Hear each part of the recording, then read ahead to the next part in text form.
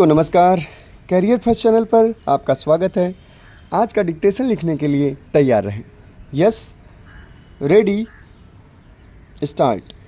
भारतीय जीवन में सदैव धर्म का विशेष महत्व रहा है, किंतु कालांतर में धर्म के संकुचित रूप का प्रचलन हो गया और भारतीय समाज में धर्म के नाम पर इतने मतांतर प्रचलित हो गए कि इससे समाज विभिन्न टुकड़ों में विभक्त हो गया और राष्ट्रीय एकता को भीषण आघात पहुंचा। किंतु जहां एशिया और यूरोप के अनेक देशों में धर्म के नाम पर भीषण युद्ध हुए, वहीं भारत ने धार्मिक सहिष्णुता का परिचय दिया। महान सम्राट अशोक, प्रतापी राजा चंद्रगुप्त विक्रमादित्य तथा हर्षवर्धन के राज्य में कहीं भी धार्मिक भेदभाव का वातावरण नहीं रहा। मध्यकाल में मुगल सम्राट अकबर ने सभी धर्मों के अनुयायियों को अपने अपने धर्म का आचरण करने की स्वतंत्रता प्रदान की।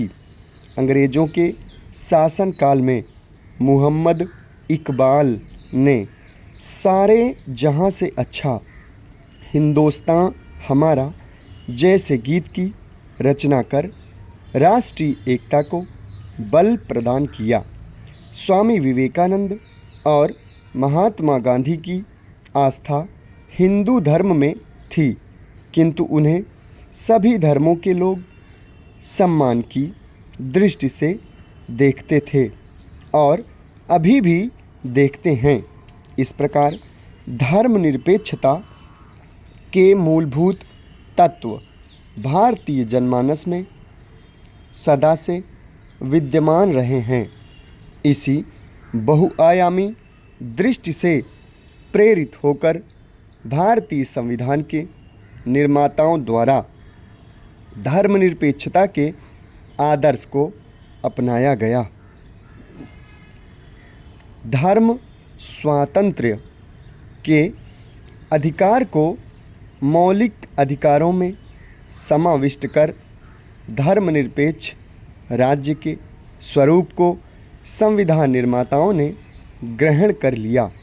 संविधान की प्रस्तावना से ही यह स्पष्ट हो जाता है, जिसके अनुसार भारत के लोगों ने देश के समस्त नागरिकों के लिए विचार, अभिव्यक्ति, विश्वास, धर्म और उपासना की स्वतंत्रता सुनिश्चित करने के लिए दृढ़ संकल्प किया है।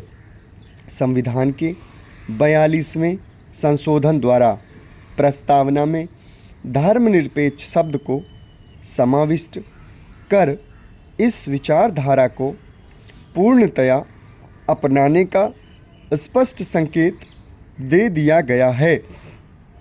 ईश्वर की पूजा कोई जैसे भी चाहे कर सकता है।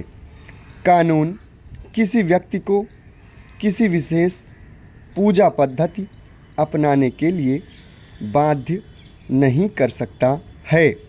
भारतीय संविधान के अनुच्छेद 25 में सार्वजनिक व्यवस्था, सदाचार, स्वास्थ्य और मौलिक अधिकारों के अन्य उपबंधों के अधीन रहते हुए ही सभी व्यक्तियों को अंतःकरण की स्वतंत्रता तथा धर्म को अबाध रूप से मानने, आचरण करने और प्रचार करने की स्वतंत्रता प्रदान की गई है।